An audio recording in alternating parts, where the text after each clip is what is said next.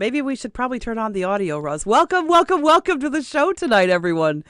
Thanks for joining us, even if we didn't have the audio on like I should for like the first 5 seconds. Thankfully. So I sung that song and recited that poem for nothing. You didn't sing a song and recite a poem. You are so full of it.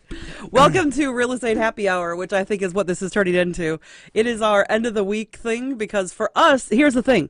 So for us, Thursday is usually the end of our week, in that we try to take Fridays off. Yes, it is. So Thursdays is doubly so for tomorrow. Thursdays is our Fridays, and tomorrow, go ahead. It's our anniversary, our 6th anniversary. So we are taking the day off. Yep. Apart from, we still have a couple of customers that have got offers out there. But we're not writing any new offers. We're not showing properties. We're not showing properties. Our team members are taking care of that for us if we need to. So it's not that our customers aren't being taken care of, but that's the great thing about having a team is that if we need something, we can turn to the team and say, hey, guys, it's our anniversary. Can you take care of this client? And that's the great part about it. But we personally, tonight is definitely, although it's not going to be a really fun anniversary in some ways because I tripped coming up the stairs today. So you want to tell people, I should be really honest about me and how clumsy I am. You always trip going up. I know. Coming down. Okay, so first of all, it's really good because really it's more dangerous to trip going down a set of stairs. I never trip going down. You normally just face plant. I do. I'm just really good at face planting when I go up a set of stairs. But this one was particularly humiliating today because I was walking into our own house that I've walked into thousands of times into our back porch. And secondly, I wasn't in a rush. I have no idea why my foot caught on the door jamb. And I was actually already up the stairs and my foot caught on the door jamb or something. I don't even know for sure what it caught on. I just know my foot caught and all of a sudden I was like, wham, down in the kitchen. That was me. I'm a little clumsy. And I hadn't even had any strawberry. No. Angry Orchard. Had a drink by then. I had not started happy hour at all. You bring down 2 for you and only 1 for me. Because you only ever drink 1. And also, I'm down here with our assistant after the broadcast for an hour or 2. That's true. You're saving that for later, are you? That one's for see. Ron. We'll later see. On. No, we'll see. It might not be for Ron. It might be for right now. Thanks so much for joining us tonight, guys. And do us a favor, drop a hashtag live if you're here watching live or a hashtag replay. I forgot to grab that up and put it in there, but I'll see if I can get it in everywhere. But hashtag live for watching us live. Hashtag replay. My name is Kimberly Mann, and this is Russell Mann. And we are both realtors here at Shore West Realtors and TAMT Homes at Shore West Realtors. For those of you that don't know, we run a team here, 5 agents. We're 2 of the 5. We got 3 other agents. And we have a lot of fun. We've got a really great event we're going to Saturday night with the whole team. So that should be fun. That should be fun down at the marina. So we're looking forward to that. Get the team out, do something together, and we'll get to meet Sergio's girlfriend. Yeah. Because she's coming too. So it's like couples night out. It is. On Saturday. So. Yeah. Date night. It'll be TAMT Homes date night. So So anyway. So we are all doing a fun event down at our down at the marina, down at Reef Point Marina on Saturday night. But we're still available Saturday morning, and I've got a new listing that I just launched today. I want to talk about that for a minute. Is that okay, Russ? Sure. All right. So I'm going to talk about my new listing. I suppose I don't have to have the banner up over my face, though. So my new listing is on Spring Street. It is a great condo. It's huge. It's massive, isn't it? Yeah, it is. It's absolutely huge. So it's a 2,100 square foot condo, 3 bedrooms, 2 bathrooms.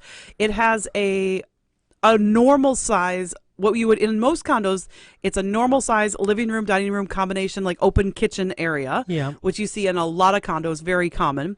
However, the master bedroom is huge. It's enormous. It's like 25 feet long. Absolutely enormous.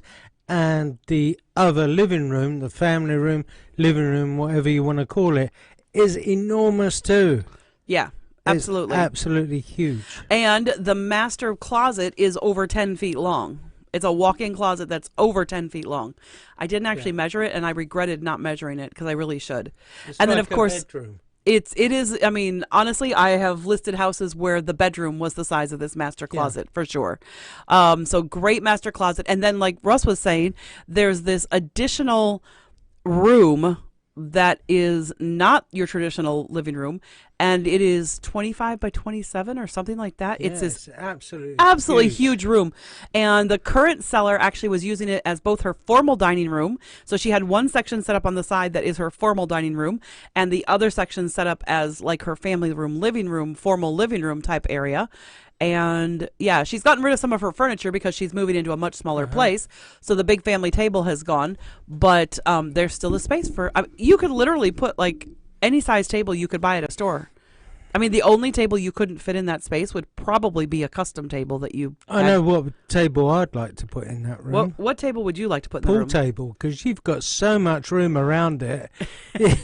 You could have a full-size snooker table in that room. It's huge. You want to tell people the difference between a snooker table and a pool table? Well, a snooker table is about 4 times the size of a pool table and has longer cues, longer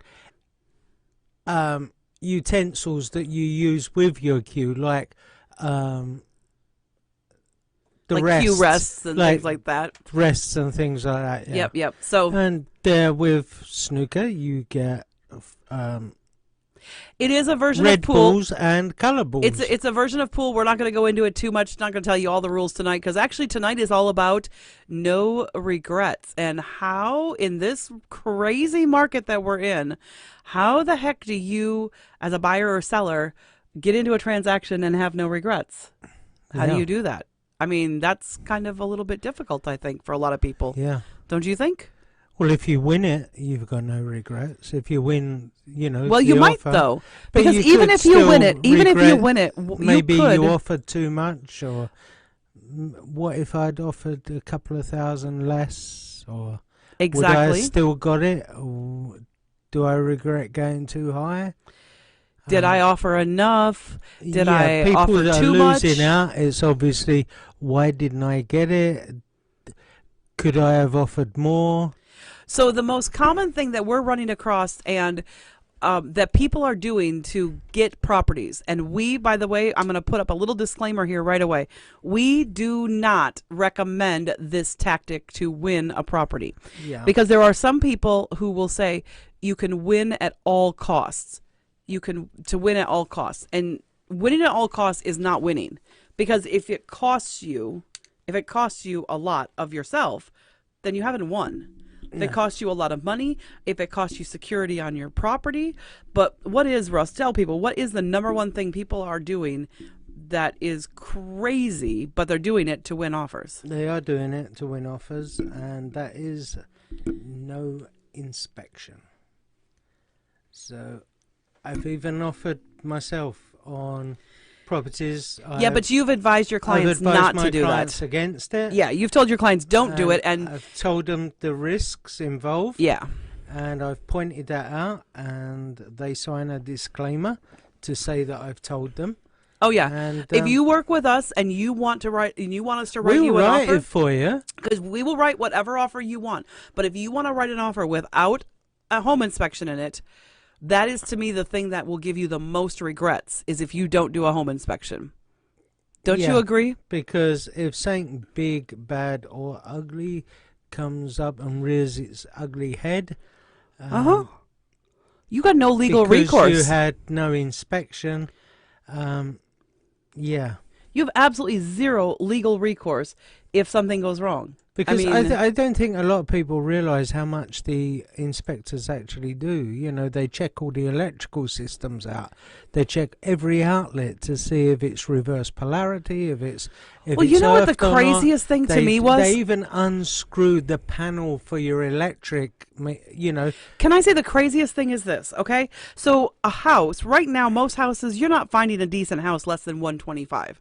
No. I don't think I've sold one in the last 6 months for less than 125 personally. I don't think, have I? Oh wait, sorry, that 2-family, but that was 115, and it had no garage, and it was an investment property. So hello, so that, but really, we haven't really sold anything near the 100,000 mark recently, and No, if it's all been on. Well, the lowest I've you're had spending is $145. $100,000 and you're not Yeah. doing a home inspection.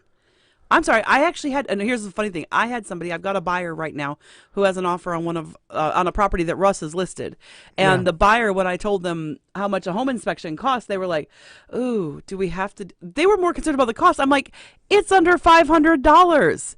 It's like $500 or less." And you're buying a 200 and like this property is listed at 262,500. You're spending $262,500 of your hard-earned retirement money, investment savings, all this money you're putting into it, and you're worried about $500? Oh no. Yeah. That is like that's what they call in England false economy, right? Oh yeah. You want to tell people what is false economy? False economy is, having regrets afterwards if something big, bad, or ugly comes up. Now, what if they go into the electricity and you've got double taps? Okay, that's a cheap fix. Yep. An electrician in, but that's $250 out of your pocket to call him in to get it fixed. The water heater blows. That's a couple, $2,500, $3,000 to have that redone. Yeah, depending on the size of it. Yeah. Yeah, absolutely. Furnace blows. Well, you're looking at 5 to 10, depending on the type of furnace and the size of the house. yeah, Yeah, absolutely. and they're all covered under the home warranty. Yeah, they're all covered All under your the home warranty. appliances are But covered. they're not always covered under a home warranty if you haven't done an inspection. No. Because sometimes the home warranty will turn around to people and say, "Did you do an inspection of this property? Because this should have popped up an inspection." Yeah. And if you didn't do an inspection, even having a home warranty Well, your may not cooker cover you. doesn't work. Well, didn't it go? Well, didn't the inspector check it? Well, I didn't have a home inspection. Oh. Oh, you didn't have a home so inspection. you don't know if it was working when you bought the property. Okay. I'm just trying to tell you. Russ is like confused because I just did a hand motion to him like this because he's sitting sideways with his back to the camera and I'm trying to get I was him. looking at that camera. But you're sideways. So here, I'll show you, Russ. You can see what you were looking like. You were all the way on that side. Okay. Russ doesn't pay any attention to the cameras. I don't look at the cameras. Well, all the screens are set up for Kimberly's attributes, so she can see them easily. I don't. I can't see the screens. So. Oh, it's a little technical difficulty there for sure. Yeah. I try to flip I just have to, all the sound system there that I take so care anything that of. goes wrong with sound is his problem, that's which is my- not true actually because if I don't click the audio button here, it unless doesn't you work. turn it on. of Then I have course, yeah. regrets. So here's the other thing, though. Here's the other regret that people are talking about. So first of all, no regrets. Don't waive your home inspection. If you want to have no regrets in a transaction, make sure you're doing that home inspection. Yeah, you can For make sure. make your offer more appealing by doing other things like I mean, we'd never recommend anything to be left out, but maybe no radon and do the radon test afterwards. Yeah, because a radon test and radon stuff is a lot cheaper. And radon can change anyway. It can be there 1 minute and gone the next. Yeah, absolutely. And radon it costs like $1,000 to fix as opposed to a $10,000 furnace. Yeah. And if you're not sleeping in your basement or spending 8 to 10 hours in your basement every day, radon doesn't really have as much of an effect on you because you're not down there all the time breathing. And you're not breathing necessarily going to get up on your roof and check it either, whereas the home inspector will, provided there's no ice or snow on there. Mm-hmm. In the summer, it certainly. Well, this is up time of there. year, absolutely. They're going to check that out, make sure the roof is good, everything's good. But so what are some of the other things that we're seeing people doing that might give them regrets that they maybe shouldn't do? Well, offering over asking, a lot over asking. Yeah. Which A they're ridiculous. stretching themselves, but I can see why. I can honestly see why. There are just not enough properties on the market for the amount of buyers that are out there. Mm-hmm. Buyers are, I turned up at a showing today. There was probably 7 or 8 other groups there at the same time, looking at the same house. Right. There's multiple offers on that property. So there's competition. So the only way you can really win it is to have a better offer than them. True, but it still is like crazy the amount of Yeah. money people are offering. It still has to appraise, but Yeah. you know. But I mean, they're offering money. There, a lot of people are offering money that it's not that they don't have it because they're pre-approved to it, Hmm. but they're offering it flat out without doing an addendum AC. Yeah. And I'm like, I don't understand that because yes, you want to win the bid, but an addendum AC can win you the bid just as easily. And it can protect you, so you're only paying $1,000 or above 2,000 more, or 5,000 above more, even what the next, on the more the next expensive highest properties. offer. On the more expensive properties, 5,000 is what they're doing. The Uh-huh. stuff in the 2 to 300s, they're saying $2,000 difference, and anything below that, $1,000 above. Hmm. So if you don't know what an addendum AC is, why don't we talk about that for a minute? Oops, sorry, I flipped to you, Russ, and I was actually meaning to flip to me. Yeah, sure. So Um, an addendum AC is the accelerator clause, and it's basically where you're going in with the price you want to It's like be at. eBay. It is very similar to bidding on eBay. If you've never bid on eBay, on eBay they have where you go in and you say what price you want to buy the item for, and then you can put a reserve bid on there. So if anyone beats your bid, then It's like a your max bid price. overtakes it. So It's like a max by price set bidding. amount. It's like Yeah. a max price bidding. And it will keep going backwards and forwards until it reaches your max or their max. And that's why if you've ever seen, if you've ever been on eBay and maybe you've been watching an item and wondering, and all of a sudden at the last moment, all these bids come flying in. Yeah. Because what's happening is the automatic bidding is happening, and somebody put a bid in maybe 10 minutes before the end of the auction, thinking they might be able to win it that way. And what it did was it triggered everybody else's automatic bids, and all of a sudden it's like this avalanche of Yeah. bids that all of a sudden happens at the last minute. Well, that's kind of what happens with the addendum AC as well. Yeah. Because So you go in, you set your initial price, so what you're offering on the so property. let's say the house is listed at 200 and you're willing to go up to 250 because there are people that are Yeah. offering 50 grand over. So you could start at 200 or 205 or 210 maybe, because maybe even you really want to get 225. it. Maybe even you start at And then- 225. And then you say, okay, I'm offering you 225, but if anybody comes in with a better offer than mine, I will increase my offer $1,000 above their offer, Yes. up to a maximum of, say, for instance, 250. Whatever you think the maximum should be on Yeah. that property. And what's interesting is I'm having people ask me things like, like what do the comps in the neighborhood look like and things like that. And I'm like, honestly, there's not enough comps for us to give you a really good answer on that. And some of this stuff is happening without things having closed. And I'm like, it's crazy. But what's also interesting is that there are a lot of properties out there that are getting these crazy over asking offers and they're not appraising. Yeah, and some of it is down to bad appraisals, because that does happen as well. Yep. We're in the middle of one of those right now And for a buyer. some of that is down to the agent not doing their job. Because the listing agent, what do we always do? We always meet the appraiser Yeah. with our numbers, Yep. with comps, so that we can show that value, how we could get that value for that property. Mm-hmm. We always do it. We always have. Mm-hmm. How many agents do that, though? I believe the last time I looked at it, it was about 10% of agents meet the appraisers. Yeah. About 10% And meet then the they appraisers. wonder why it didn't appraise. Well, the agents that don't meet them there don't usually wonder. I've had properties where I've got offers 20 grand over, and they've appraised because I met the appraiser with Yeah. my comps and showed the value. Yeah, exactly. I didn't think it would appraise, but it did. Well, and that's the other thing is part of our job then at that point is Yeah. to kind of It's to do our homework. check instead of us just doing the numbers that were there prior to the listing, we're needing to do the numbers that are there prior to the appraisal. So sometimes we're waiting until a day or two before the appraisal Yeah. and rerunning those numbers at the last minute for anything that may have closed in the meantime. Yeah, because until it closes, we don't get the final number.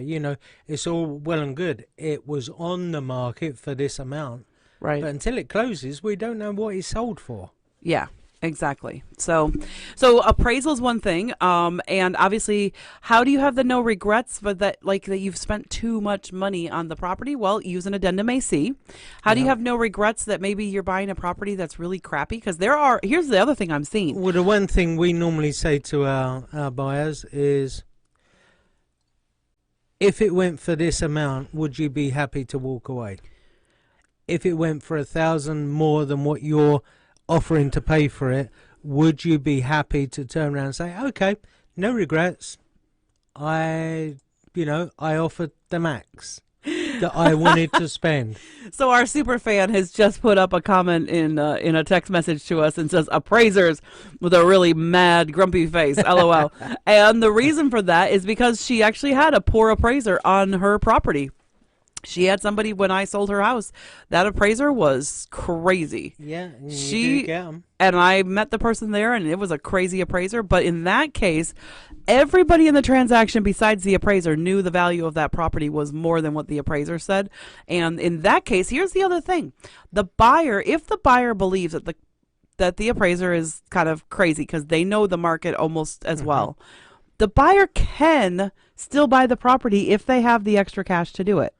Yeah, they do have to have the extra cash, and sometimes the case, seller has to come down. And in price. her case, the buyer actually brought money to the table, and she lowered her price a little bit. Yeah. So you met. So we kind of met in the middle. Yeah. To kind of make it a little bit better. Yeah.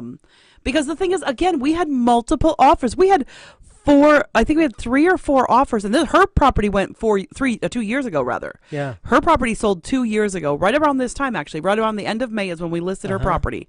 And it was 2 years ago. And even 2 years ago, I got 3 or 4 offers. I can't remember what it was, but it was multiple offers on the property. And yeah. All over asking. They were all over asking. Yep. So it was like, okay, this is kind of crazy, and we just have to have a try at this at least. Yeah. And so she's not a fan of appraisers. And look, there are I don't want to bash all appraisers, because not all appraisers are bad. There are some really excellent appraisers, and they're really struggling right now because they're getting such a bad name with people. Yeah. They still have to do their job, and they have to do it well. But then I had one the other day where they got the square footage completely wrong. That was terrible. Yeah. When the house is 1,350 square feet according to the tax records, and the appraiser says it's 1,024, that's a problem. Either they're looking at a different house, or they just think that they're so arrogant that they think that that they know better than what is actually on the deeded, recorded, surveyed tax records. So, I'm not saying tax records are never wrong, but you really can't argue tax records in the middle of a transaction. No. That's not the time to be arguing it. It's either before or after. That's when you argue those things. So how do you list your home with no regrets? Because what if you list your home, what if you've got an offer on something else, and the offer falls apart, and you've already listed your home and got a great offer on yours, and your offer isn't falling apart? Then what? Start looking for another house quick. Very quick, yeah. Which hopefully we don't have to do, but we may have to do for one of ours right now. So when that appraisal comes up next week, I got to get them max money like I try. And I usually do get max money out of the appraisers. I do as best as I can. So, but touch wood. We have some wood around here I can touch. I don't see any wood. Wait. Oh, there we go. We got some wood up above us and the wood beams above our heads. So, no regrets is a really hard thing, because here's the thing, though. When you're sitting down and you're writing that offer, it's funny because people are like, well, I don't want to pay too much. I don't want to write over asking. Okay, it's not about that, because the market's going to regulate what the price should be.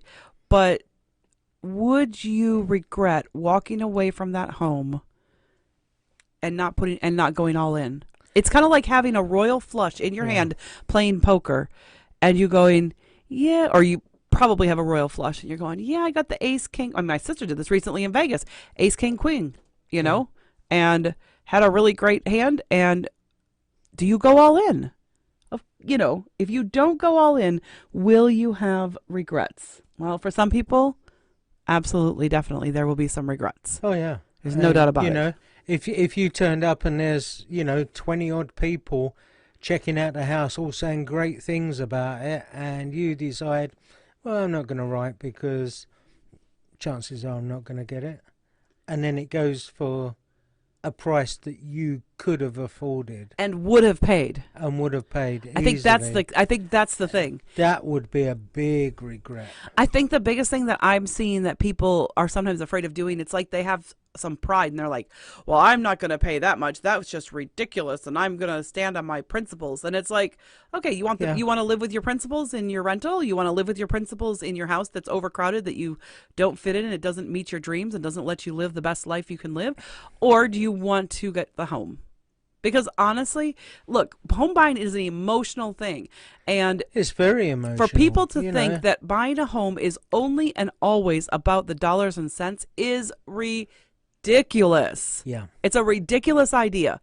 I mean, even investors who are much more number oriented people, it's still absolutely ridiculous if they sit there and tell you that it's all about the numbers, because it's not all about the numbers.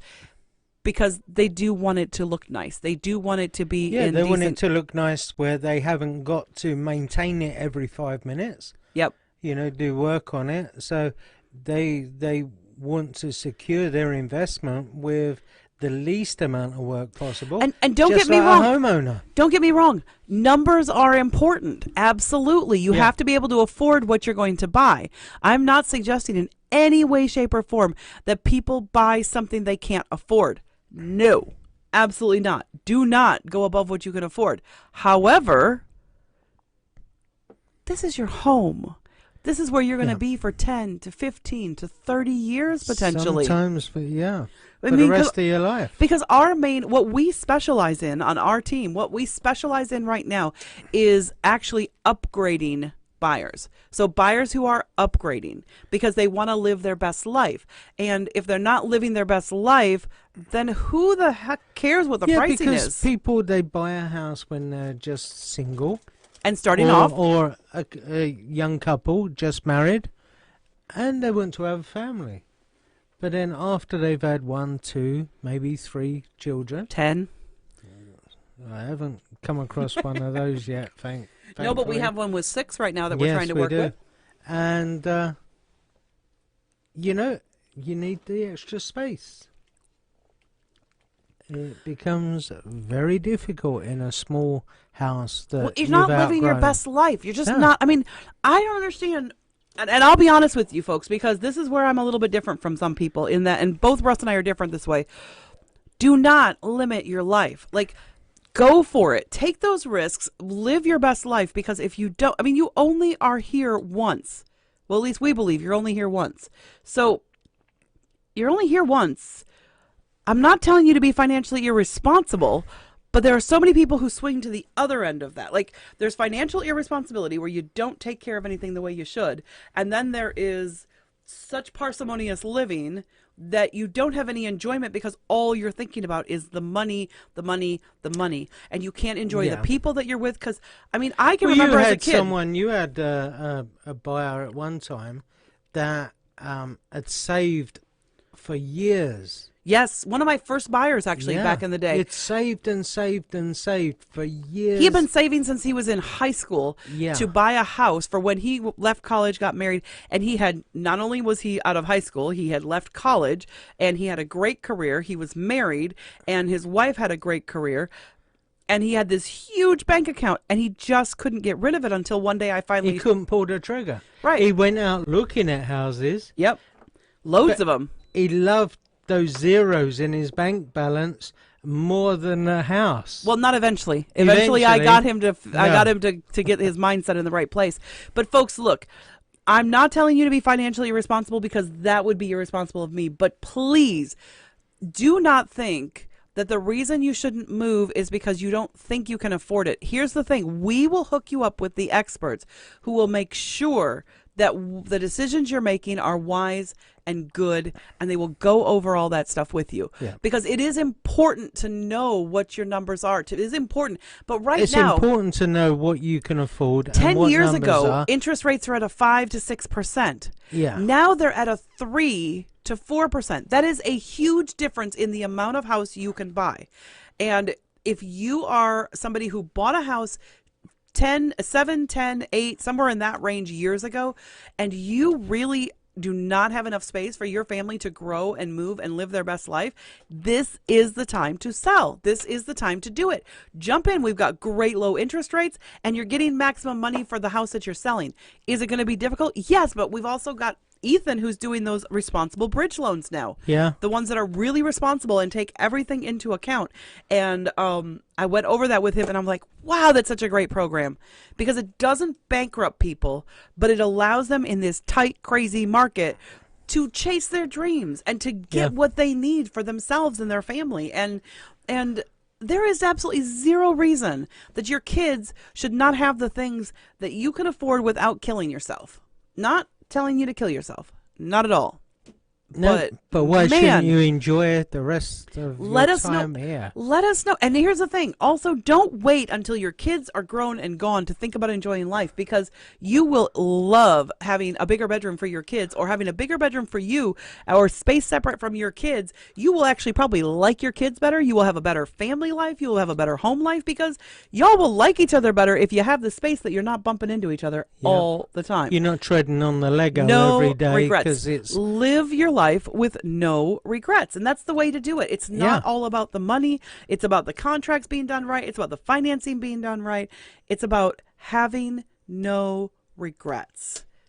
And I am a very blessed and fortunate person, because this was an idea that I was raised with, that if you want or need or you want to do something in life, you want to help people, then you do it.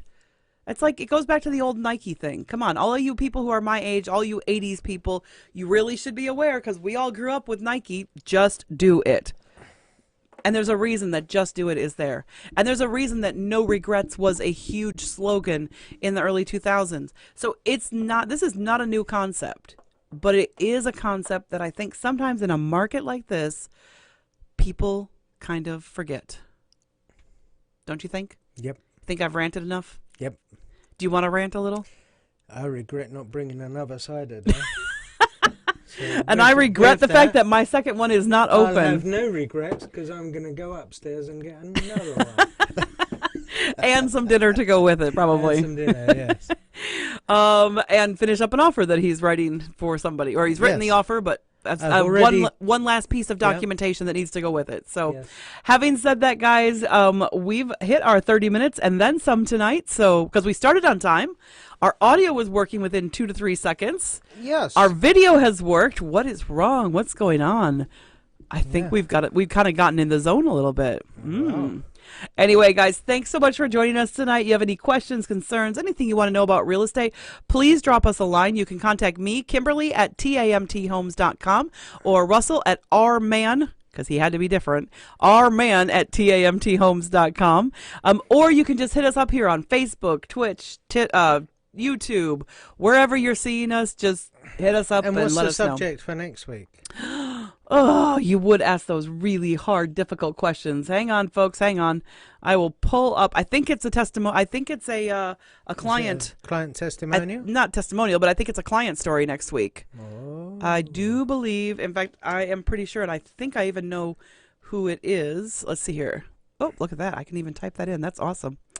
Oh, that's pretty cool. I just figured out a way to pull up one of our things that I didn't know how to do quicker.